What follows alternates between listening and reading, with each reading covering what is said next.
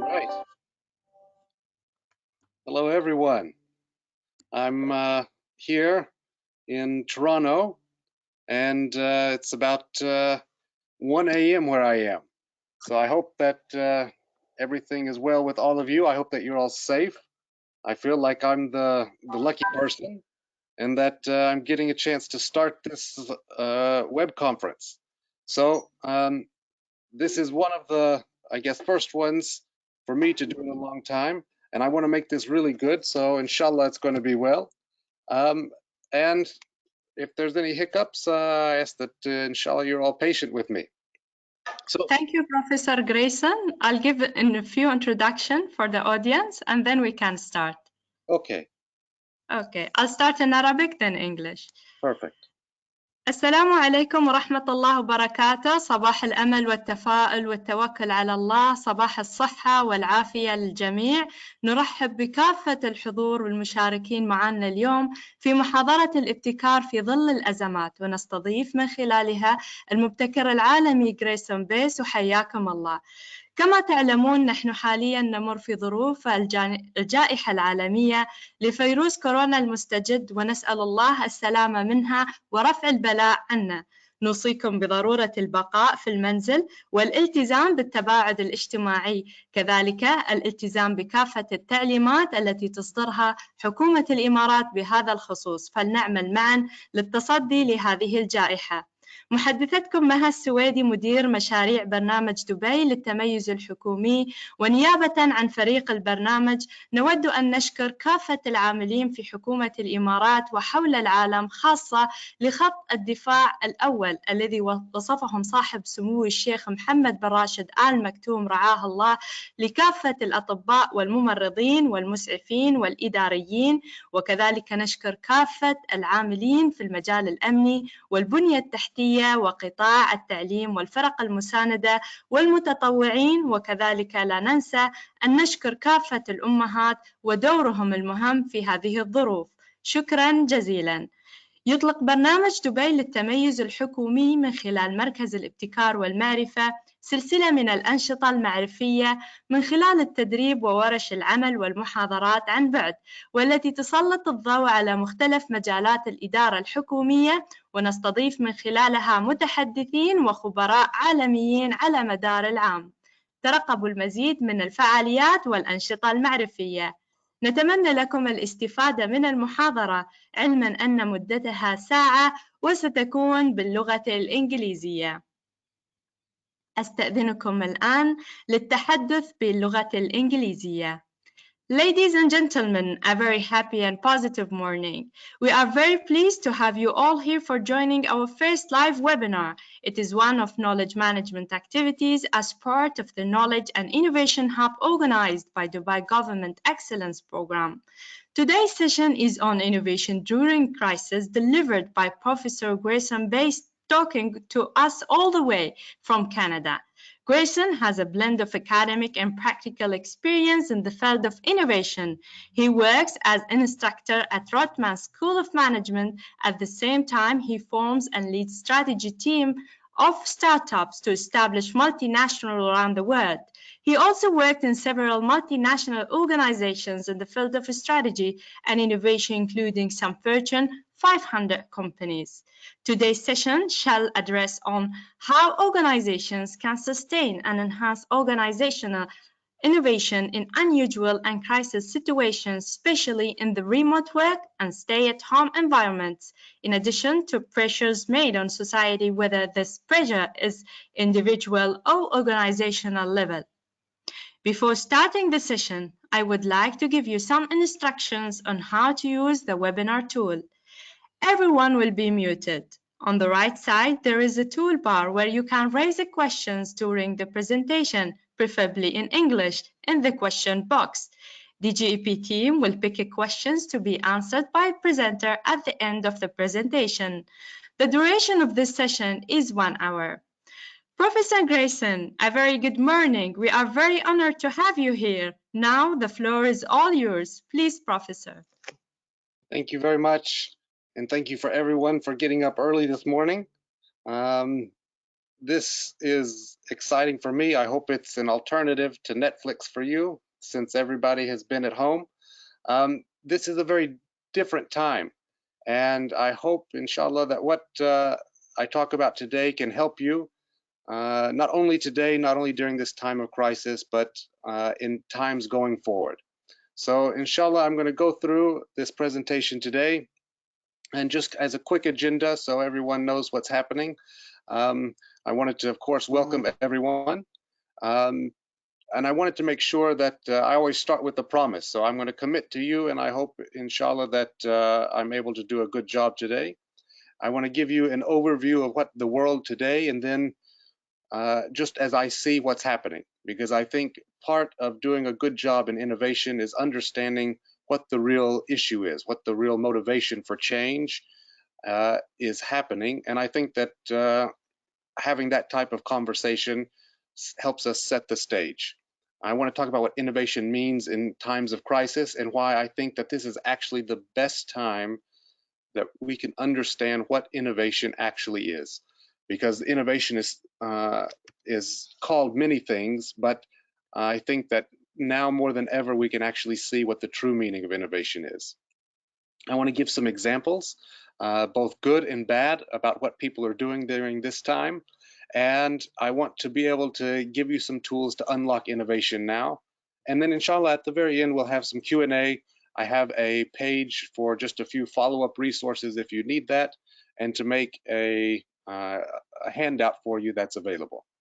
So I guess let's go and let's begin. So if you look at this, what do you see here? You know, this is something that looks maybe a little interesting. Some people may say it looks like an eye. It's not. It does kind of look like that. But that is, when I look at that, those are two roads. And that's what my promise is today, is that I promise you that today I'm going to tell you the truth. I'm going to tell you the truth as I see it. And I want to give you a way to look at this crisis as an opportunity and a gift, and some of the tools that you can use to innovate better than before.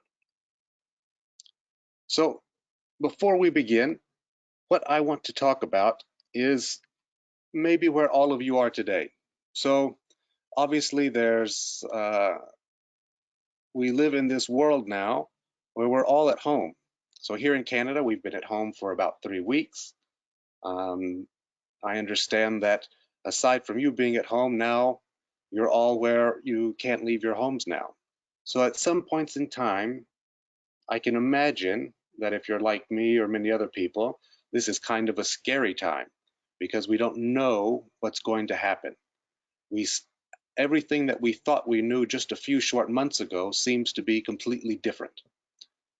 And that may not be a bad thing, because even if you feel stressed right now, even if you're concerned about what may happen in the future, I can say that with 100% certainty, this is probably one of the best times, because we get to see the world for exactly as it is.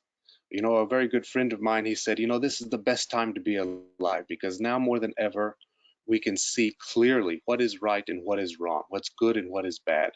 And that's what happens, is that there's this myth that in a crisis, the worst of humanity can come out. But the reality is, and all the research that we actually see, is that this is when people start to take care of each other. So inshallah, we are at the birth of something that could be absolutely incredible. And while I believe that the crisis as it is presented today, sure, there could be other things that could get worse, but I can say with 100% certainty that I believe that there's something brighter on the other side, because anytime humanity has faced a collective crisis, whether that's been from environmental destruction, whether that's been from war or anything else, we've always come out from it better. Civilization has improved. And part of that is a result of what happens really when innovation happens. So I think that you in Dubai are probably the best position to actually do something, because you've been able to actually think about this and about doing something different. So what this is a zoomed in version of what we call an S-curve. These are different paths, and I'll show you what it looks like in a little bit. But this is more of a road. And if you can see the road that is kind of fat that's on top, this is the road that maybe the world was on at some time. This is the road that you pass when you have an innovation. This is the road that happens at the end of the life of a system. Whereas a new system that comes starts over at this point where it's A, when somebody does something new and amazing that changes the world, and nobody really sees it. They are outside, they're on the fringe. And as they start to move from A to B, they start to run into everyone else, and people start to see what's possible. But because of the way we design systems, people continue to go. So most people will continue on to that point that says C1, and eventually we meet again at that point D. D is the magic point. This is where the world has already changed. The force of everything that came before it is going against it, and it seems very chaotic. It seems like things don't make sense. We have all sorts of ideas that may be happening, but we have a choice on which one of these roads to innovation that we're going to take. And what I hope that you take out of this today is that if you continue on the road about how things were, to believe that this is how they were going to be again, this road ends. You can see that even though you go from B to C1, that road ends at the very, there's no more. But if you can change and go on this new path, you can actually see that this is the path of going to something new, of going to innovation, and it's a pattern that starts and repeats over and over again. So I wanted to just kind of give you an idea of when I talk about innovation, there's a range of innovation. You know, you have optimization, sustaining, breakthrough, and disruption. There's all sorts of things that you can do. And what's amazing about where we are now is that if you have a competency to optimize, because we're at a shifting environment, you have the ability to disrupt in a positive way and change something that can be completely new. And that's why that even in times of crisis, the smallest and simplest action can lead to some forms of incredible innovation. And I hope to show you some of those examples as we keep going. So let me tell you what innovation really is. If you remember nothing else from today, this is what I hope that you take. There is this myth that innovation is about technology, or that innovation as a process results in new products, new services, that it is the idea and the creation of something new. And while that is true, and that while that you have this process that can unlock the power of innovation, I want to tell you that innovation actually works in a different way, in a very more fundamental way that's more important to us and to everyone than what we give it credit for. So there is this idea, and we measure this in the brain, that there's different wave states. So in the brain, you have alpha, beta, delta, theta, and gamma. And the different wave states mean different things. Sometimes when you're awake and you're paying attention, you get into one wave state. If you get really tired and sleepy, that's another wave state. What they've found, and this happened a few years ago, is the gamma wave. They didn't know what this state was. And then a bunch of research started to appear. And the first thing that they found, which is very interesting because of the industry that I'm in, is that the gamma wave was almost always preceded by a period of intense frustration and confusion. And then you literally have the light bulb moment, a gamma wave, a photon goes off, a gamma wave appears, and you have the eureka moment. You have created something new. You have innovation, which for me, this is very interesting because now we can actually measure in the brain when somebody has a great idea and discovers something.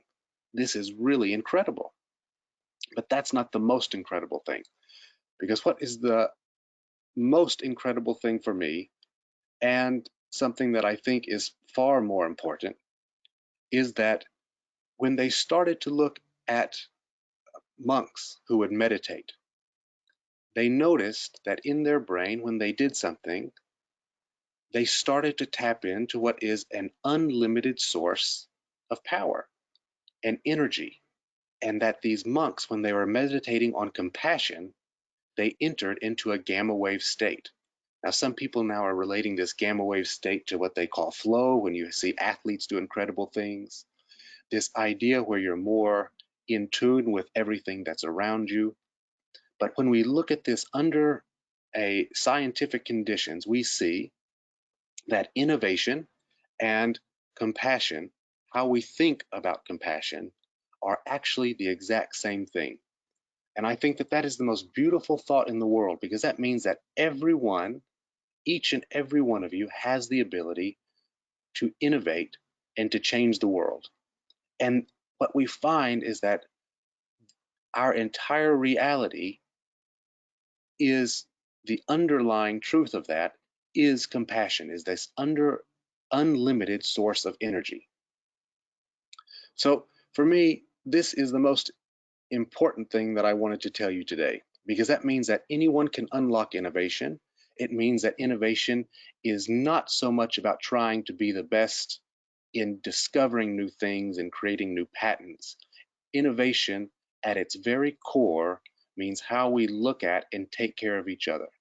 And during a time of crisis, I think that that is a very beautiful thing, that we can actually rely that we can solve problems by being more compassionate and taking care of the people and that are around us, our families, our communities. And I think that each of you have a role to play in that. So rather than only speak about innovation, I thought it'd be useful just to show you a few examples of like what some governments are doing, what some governments are doing and they may not should do. And I want to challenge the entire government of Dubai to achieve an innovation that goes viral at the end of this. So you all can see all the things that are happening around the world. I think that you can do something if you follow and understand that you start with compassion. I think you can do something that absolutely changes the world. So let's look at a few examples. I'm going to turn off my camera right now so you can actually see some of those things. Just to give you a framework, you see what innovation was before. You're all aware of this. And I've built this just so that you can kind of follow along. As you look at these videos, I want you to keep this image in mind. So you're familiar with the knowledge pyramid. You start with data. You have information, you've turned it into knowledge, that knowledge turns into wisdom, and inshallah, it turns you into transformation. It makes something new. Innovation during a crisis works in a very similar way, but you build that base with compassion. That compassion starts to give you ideas. I can tell you a story. A friend of mine, her father was very sick and was in the hospital. And all of a sudden, she started coming up with new and unique ways to take care. Oh, maybe we could change this. These are small innovations, small ideas, but that need to care for others, to try and use action to do something, starts to influence what ideas you have. Those ideas, if we are going to be professional about our innovation to do the most good, we want to find the ones that are the most simple, because the most simple ones are fast to prototype, they're fast to try, and they have the greatest impact as soon as possible. If you're looking at a complex problem, we have to make it as simple as possible. Once we find those ideas, we can engage in action and we can test them. And if it is good, then we can scale them up. And inshallah, that's going to change things. So I have some examples of really simple innovation that I'll show you today. And we can talk about that as we continue. So when we look at this, my camera is going to go off. I'll come back after a few videos and then we'll continue the conversation. So, reached out to me and said, as a senior citizen, are you willing to take a chance on your survival in exchange for keeping the America that all America loves for your children and grandchildren?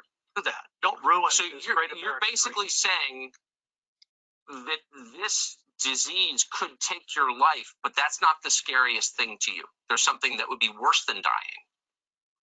Yeah. And look, I'm going to. I really like this guy's face when he says there's something worse than dying. When he realizes what he says, he kind of hesitates a little bit. So this was a news story in the United States. That gentleman is from my home state of Texas. He's the lieutenant governor. That means that he has a bit more power than what most people would normally think, arguably maybe even more than the governor of Texas. And he was making an argument that the economy is more than some of these people, which would be my grandmother, my parents, saying that, oh, maybe it's okay if a few of them die so that we can do this. This is not a form of leadership that I think should be mimicked in any place around the world. But I think that there's an exceptional version, and I'll show that one to you right now.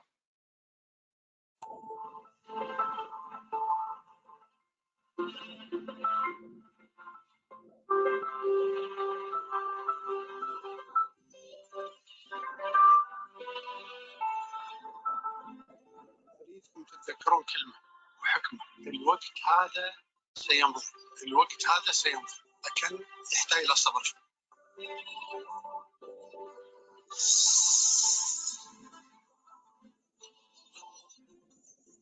الدواء والغذاء هذا خط أحمر لدولة الإمارات.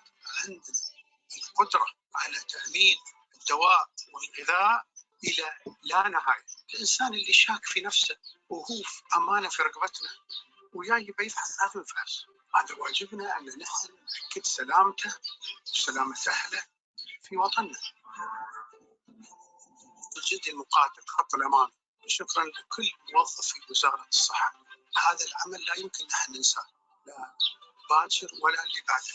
نحن عندنا بعض العادات والتقاليد اللي غالية في نفوسنا. أطلب من كل إماراتي ومقيم يتحفظ لسلامته. ترى هذا الوباء ما يضر بالدرجة اللي نحن خايفين منه للناس اللي هم صحتهم زينة، لكن يعوض ويأثر ويضر اللي صحتهم ما تساعدهم. فهذا وقت أن نحن نشوف كيف نقدر نداري هذه الناس، كيف نقدر نراعي هذه الناس. الوقت موجود والظرف موجود، فأوصيكم على حلكم، أوصيكم على حلكم، أوصيكم على حلكم. كل عمل يوم يقوم بدولة الإمارات هو لحماية دولة، لحماية أهل دولة الإمارات، لحماية المقيمين في دولة الإمارات. هذه أمانة في الرقابة. يجب أن تكون عندنا النظرة الإيجابية في كل هذه التحديات. لازم نكون أقوى، لازم نكون أصح، ولازم نكون متطورين أكثر. أنا وايد يهمني أن أشوف الإنسان يقاتل علشان يحل مشكلته. نحن مو عايشين عشان اليوم بس وباكر، نحن عايشين نأمن أحفادنا مش إن أولادنا. أمانة هاي في رقابنا، ولا تشيلون هم. Oh, I think that this one is really good because at the heart of it is compassion. Because at the very beginning, it's a message of reassurance and that the mission, what should drive the behavior, is to take care of people. This is wonderful. And it ends to say, don't worry. You have a very hopeful message, a realistic explaining, saying, look, yes, this is bad for certain people, but we can take care of everyone. And that the rest of us, we are all going to be okay. This is a contract. Both of these leaders made contracts with people. One contract was, it's okay if your grandmother dies so that we can make more money. The other one is, we're going to make sure we take care of everyone. Which agreement would you like to take? I can tell you which one that I would prefer. But this is a wonderful example of what leadership in a crisis means, and about giving the power to say, take care of people. If there is no clearer direction to be compassionate, I don't know what exists. Let me show you another example.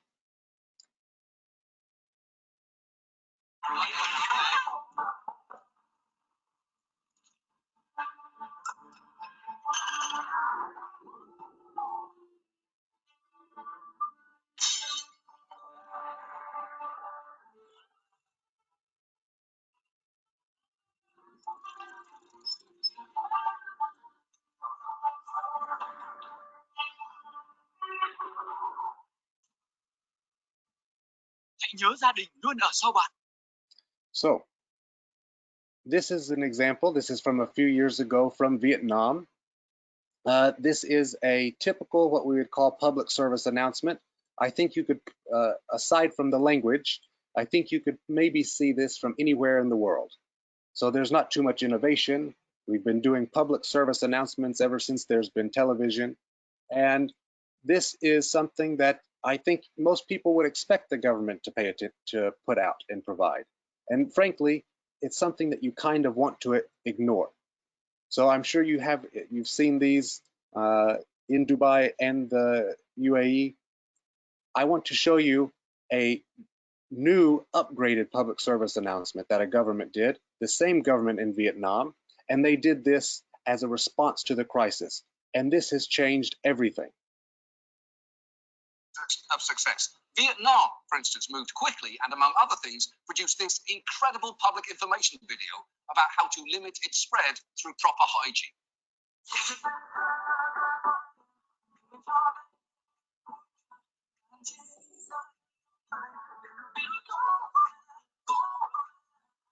Yes, yes, yes, yes, yes, yes. Vietnam made a song about washing your hands to prevent coronavirus infection, and it absolutely slaps. That's a genuine club banger right there. In fact, people like that song so much, it even became a Tick-Tock dance challenge.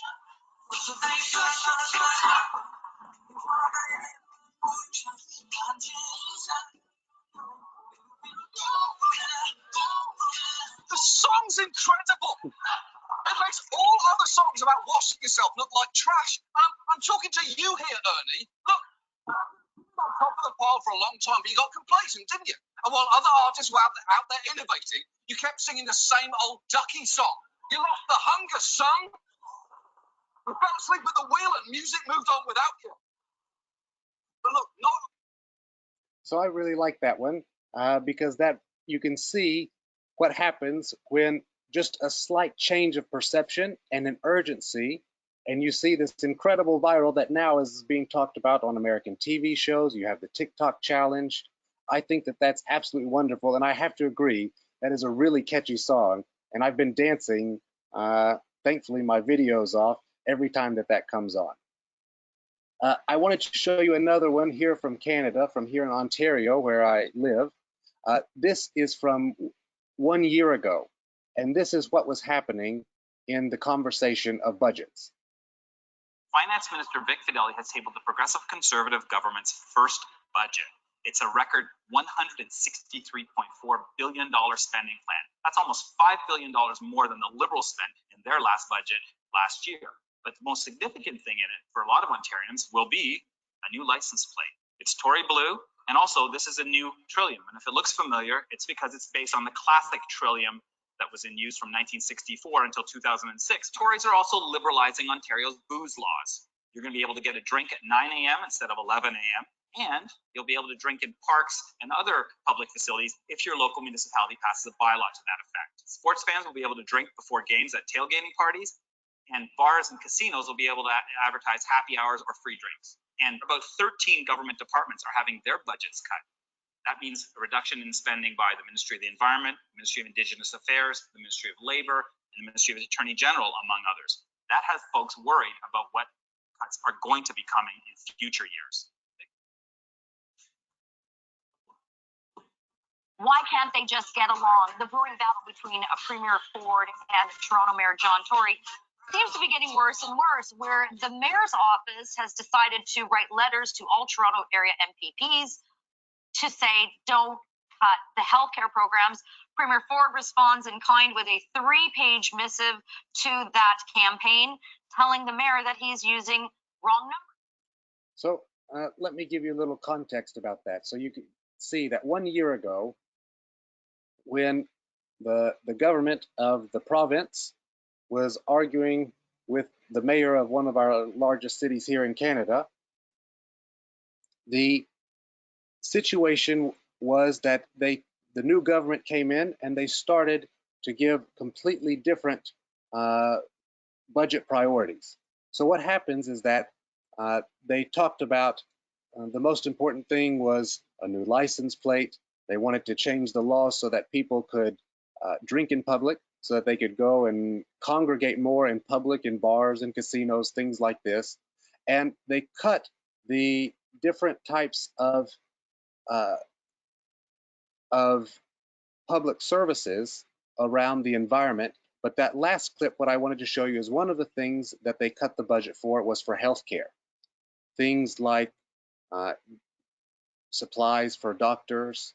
Now, in times where politics are more important than people, when you're trying to score points, this seems to be a logical innovation of optimization.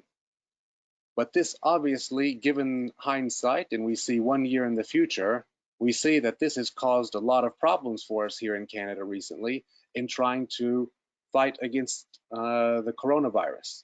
So this is what happens when we have the priorities of before without context of what may happen in the future. So I want to show you now what a budget looks like from Canada and what Canada is doing to address some of these things. On Wednesday, we unveiled an $82 billion plan for people and businesses affected by the virus. If you're worried about making ends meet, we're putting more money in your pocket. If you own a small business, we're helping you bridge to better times. Tomorrow, the House of Commons will reconvene to pass emergency legislation and put this plan in motion. For farmers and people across the agri-food business, I know these are hard times too.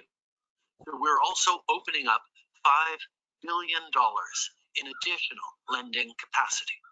Starting today, farmers and producers can apply through Farm Credit Canada for the support they need to keep food growing and get it onto our tables. Last week, we also announced a plan to mobilize industry so our hospitals have the medical support and equipment they need.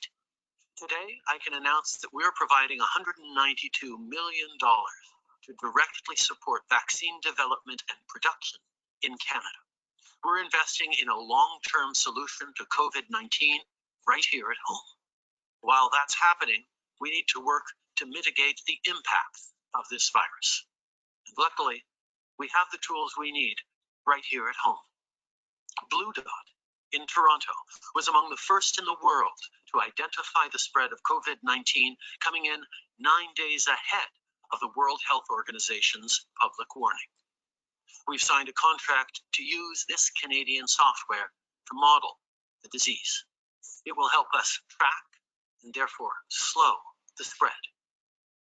So obviously our Prime Minister is very famous, but I really like what this means in terms of government policy and the way government directs budget to solve this challenge. So one of the first things was to create a large package to help the citizens and to help business. The second was an additional large package to help farmers, to say, yes, this is important, they're doing the work to help us. But my favorite are the last 2 points that he focused on. One was that it's not just good enough to deal with the crisis right now. We have to invest in research to solve this problem as a long-term solution so that this doesn't continue to happen again. I've edited this clip, but what that money is going towards is to new laboratories, new research all across the country. And then the last one was something that is local, that was able to actually identify the spread that this was going to turn into a pandemic before the WHO did. We're lucky in Toronto that we have that capacity, but you have the same types of capacities to do whether it's local, regional, or international solutions. But the idea is, how do we now focus and then engage both industry as well as government to solve this problem? So I have one more video for you. Or one more series. This is about how government uses applications. Now, I'm a little embarrassed because the way you use smart government in the UAE is so much better than every place else.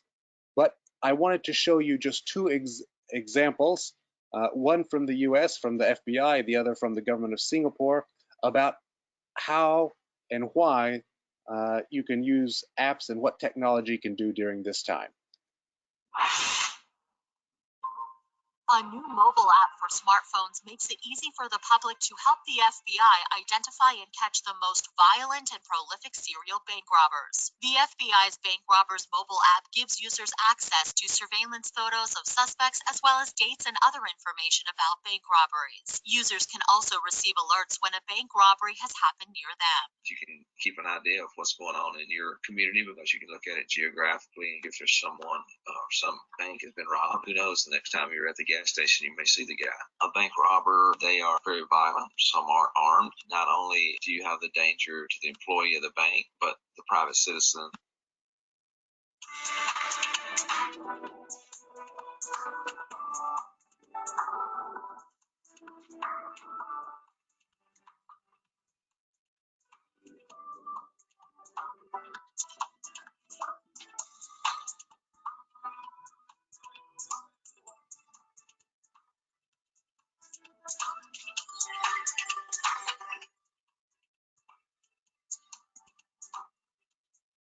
So those were two apps. One was from 2018. I thought that was kind of a silly app to say that, you know, if you see a bank robber who's dangerous, take out your phone and then see what happens. The last one, the physical fitness test, which is great for health. It's wonderful to be able to do exercise. But when you think about what the priorities are to have the government do and focus on right now, I don't think that this meets the standard, because this came out during this time where, yes, people are at home, but some of these things are not as useful for what people need to hear from the government. There are plenty of exercises apps out there. There's not many apps that can make you feel secure in your home. The other issue is that both of these apps were targeted for being low on security and to have problems invading privacy. This is a good example of what someone has done as part of a comprehensive plan to track and battle the coronavirus right now. This is from Singapore. Play your part in fighting COVID-19 with just 2 simple steps. 1. Download Trace Together and help those around you to set it up. 2. Turn on your Bluetooth, and it is as simple as that. Get peace of mind for you and your family through community-driven contact tracing. Trace Together helps contact tracers notify you more quickly if you're close contact with a COVID-19 case, whether or not you know the person. But how does it work? Trace Together uses Bluetooth signals to determine when your phone is near another phone that also has the app installed. Both phones exchange anonymized IDs, which are then stored in encrypted form, only on your phone. If a user gets infected with COVID-19, he or she will be asked to give contact tracers access to the Trace Together data, a list of anonymized IDs that your phone has been close to. And that's really it. No geolocation or other personal data is collected. The anonymized IDs will help contact tracers quickly identify and contact people at high risk of infection to provide care and prevent the spread of the disease. Take this time to 1. Download Trace Together and help those around you to set it up. And 2. Turn on your Bluetooth. The more people on board Trace Together, the faster we can combat COVID-19. Trace Together, safer together. So I really like that one because it's comprehensive. It's a solution not only to connect people, it's a solution that we can find to actually be proactive. And it really is in contrast to what the two governments' approach to this crisis has been. And with the Ministry of Health in Singapore, they're also giving updates twice a day through WhatsApp using technology. So I think that this is a really good example of a comprehensive solution. I know there's similar things happening in the UAE, but I really liked how this was all built together as one whole solution. So I want to go finally to talk about unlocking innovation. I've given you some ideas about some good things and some bad things. These are very incremental pieces of innovation, and that's important because right now is not the time to try something wild and crazy. Right now is the time to do something that is simple and that takes care of people. So if we're going to make a difference, let's focus on some of the things that you can do. You already have a why to start with, a way to be more compassionate. And that's the real thing to look at, is that what can you do locally? Well, I'll give you an example. Here in Ontario, that same government who made the crazy budget cuts, they did something really effectively. They realized very quickly that innovation is a team sport. They put together something called Ontario Together. And I like it has 5 really good things that I think are an example for how a government can respond both to address the problem immediately, to manage it, how they can direct people to actually help solve this problem. And, excuse me, 1 second, folks, I want to give you my full picture here. There we go. Hi again. And how they can actually start to evolve and go past what the crisis is going to be. So you see that they have this call to action. So together, let's help fight coronavirus. The next is they asked what they need. So they know that there's an immediate need for health supplies. So that is one option that the government has made. 2, they asked for a solution. They said that they need innovation. So and they didn't just say, hey, just give us some crazy ideas. They have priorities. And one of those priorities was remote learning for elementary and secondary schools. Another one was telemedicine for mental health because people are depressed because they're alone. So, and 3 was solutions to get business going back again. So really good innovation does not start with, or a good community hub doesn't start with inviting everyone to work on their own problems. It's to focus and say, here is the problem we need solutions to. Bring your solution to this problem, and then let's see what can happen. So I can tell you that they received over 3,000 responses within a matter of 72 hours, and they started contacting people last week about, hey, how can you do this? But what I think is one of the most interesting is that they also asked for information. So they said, look, we're focused on these 3 important things, but if you think we're missing something, give us your ideas for projects that could help, or even types of services for people. And that becomes a list of things that they start to make the government smarter, to make them more aware of. This is crowdsourcing ideas during this time, which is absolutely one of the most important things.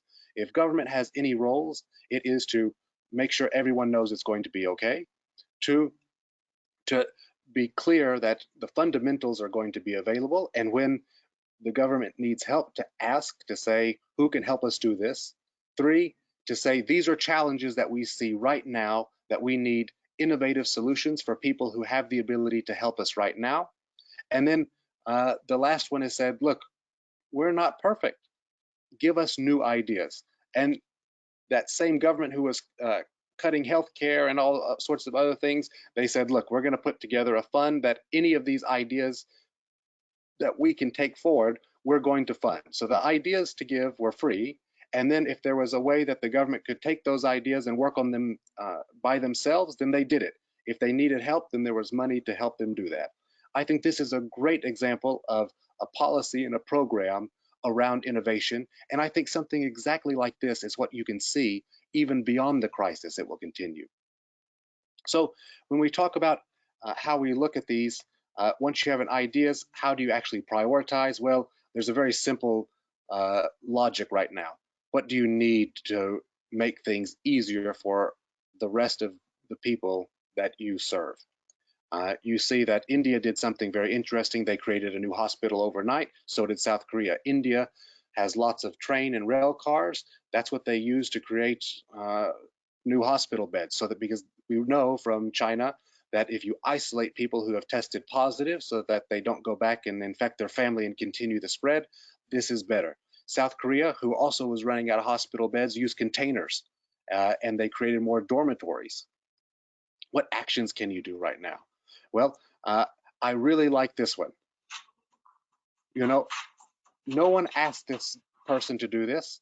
He just went and did it. And he created from a home supply store, he made a ventilator that's $100 that he just put together out of just supplies from a hardware store. And This is in Mississippi. They have a major shortage. They're going to have a major problem. And what he says is it's not fancy, but it works. And I want you to think about that when you're doing something, because anytime something is a priority, anytime you're needing to take action right now, simple is the key. You can look around with what tools you have. This is not the time to actually create a new process or system to do something that's amazing and disruptive and perfect. This time, if you have a compassionate solution that helps someone, as simple as possible, these small things are going to add up fast, and that's what's going to be better.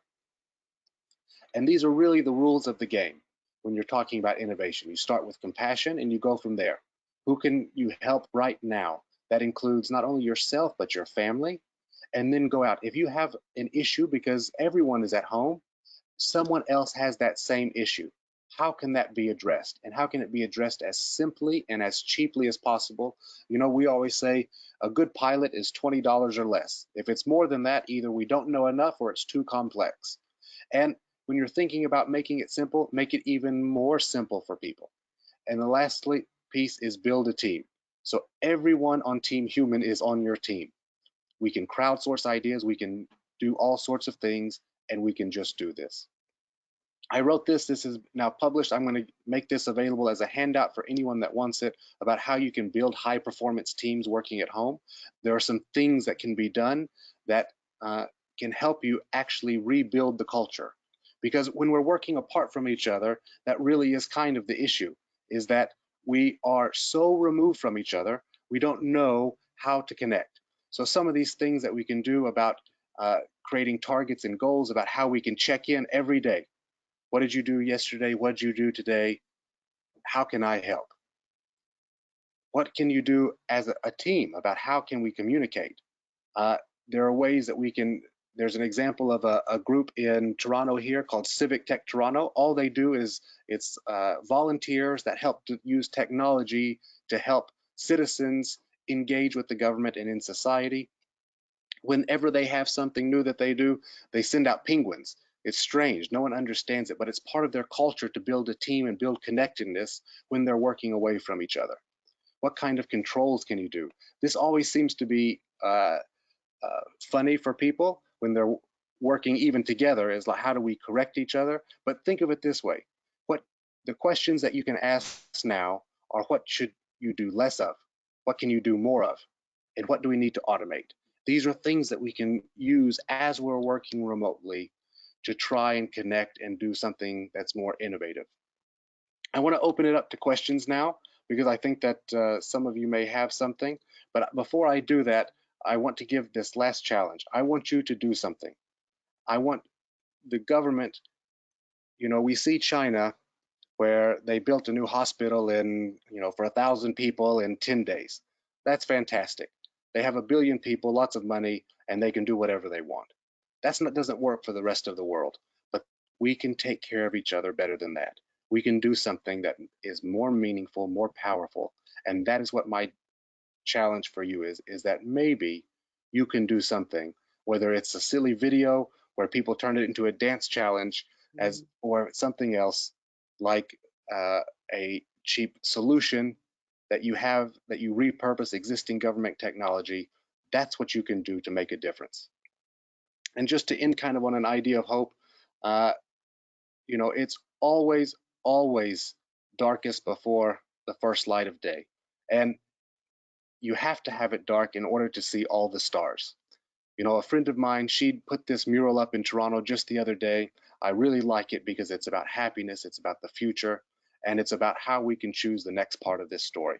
So I hope that this was useful for you. I want to take a few questions, and I want to provide just a real quick list of resources that you might find useful. So can we open it up to any type of questions right now?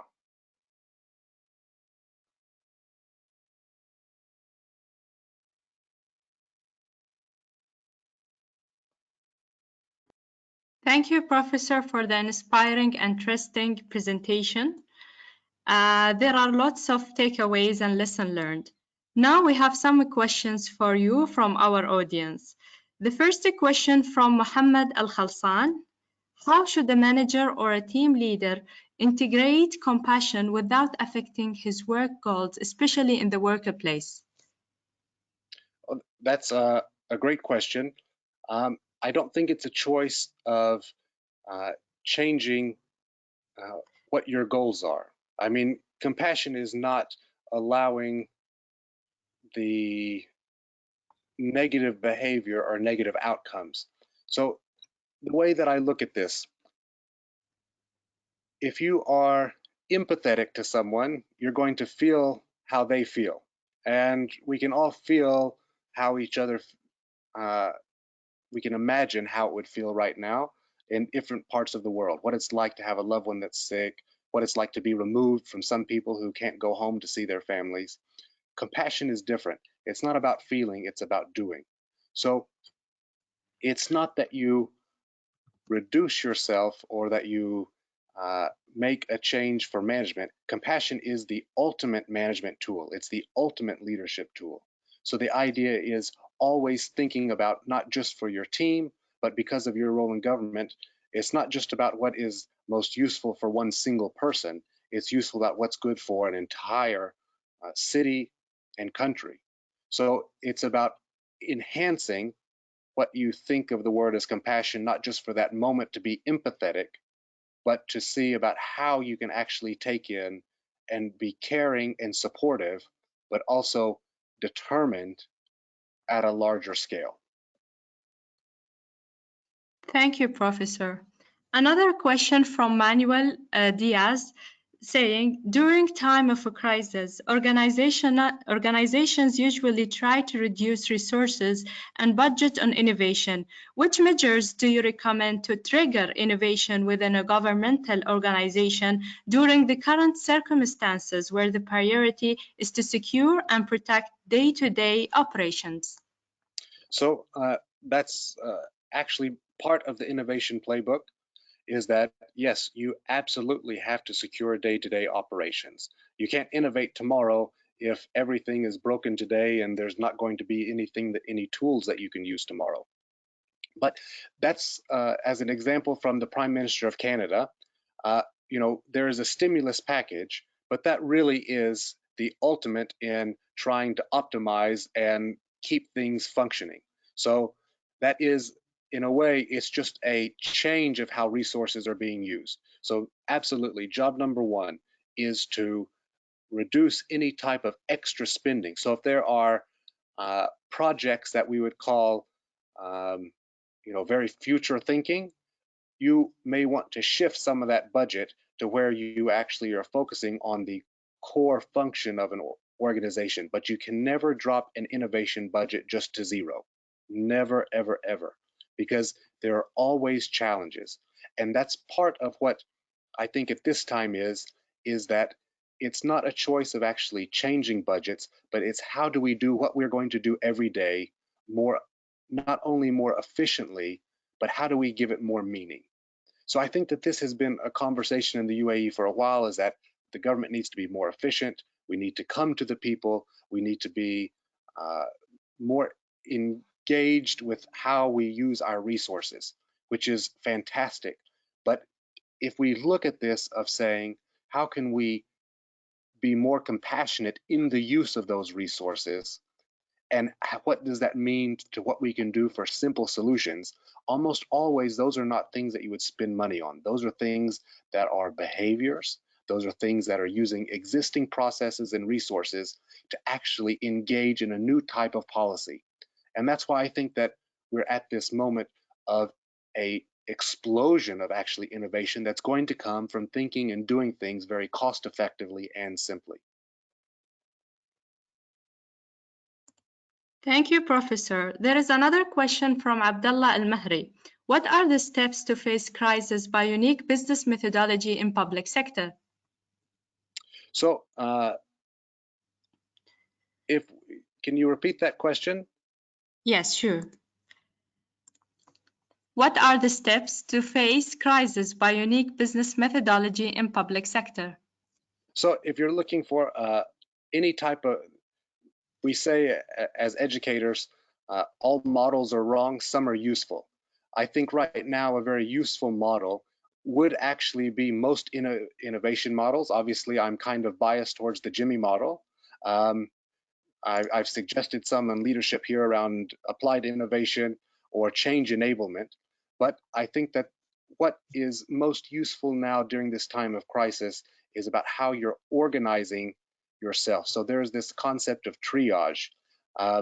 What I've put together in that handbook about how you work as a team apart, some of that is to give structure to some of these things. But I think the model that anybody has made up to this point is only going to be partially useful, because this is an unprecedented time. No one alive really, or very few people alive, remember any type of global initiative. The last one was World War II. And if we look at that as the closest kind of model, and possibly what happened during the Great Depression, you look at government's most effective role was in mobilizing people and creating an outlet. So in the United States during the Great Depression, Roosevelt created something called the Civilian Conservation Corp, which was a group of people that took care of the environment. They took care of forests and helped rebuild and take care of the land. In World War II, and similar to what you're seeing now, you see a high mobilization of government resources to address a single problem, and that will lead to a spike of improvement in healthcare and services all around the world. But that is probably the most effective thing that can be done by government, is to lead by directing resources to solve a problem. And that's why I was saying, look, that example from Ontario Together that I showed you was, you first is make sure that you're very clear in your ask, make sure you ask for what you need, be very clear in what you can invite people to help solve problems, and make sure that there's a way that you can crowdsource ideas and perspectives, because we are all limited. We don't see everything. Thank you, Professor. We have lots of questions, but we will take only one question the last question. The question from Ula Azawati saying, do you think that business models applied by the public sector need to be changed, focusing on agility and innovation to change its priorities after the crisis? Absolutely.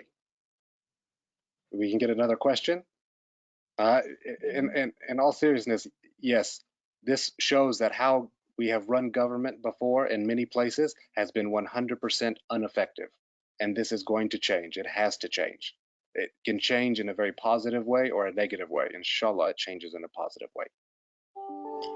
Okay, so we have only 2 minutes to finish the webinar. Thank you, Professor Grayson, once again, and it's a pleasure to have you all here today. And thank you. Yeah. I'm going to play some music, finish Maha, and then I'm going to play some music while everyone leaves. Okay. And finally, let's finish up today's webinar with the World Health Organization approach to tackle COVID-19 pandemic. First, prepare and be ready. Second, detect, protect, and treat. Third, reduce transmission. Fourth, innovate and learn. To everyone worldwide who is working day and night protecting us from this pandemic, we would like to say thank you from the bottom of our heart. You have our deep admiration, respect, gratitude, and we are all proud of you. Stay safe, stay home for your health and your families and beloved ones. Thank you all. Have a wonderful day. Goodbye, everyone.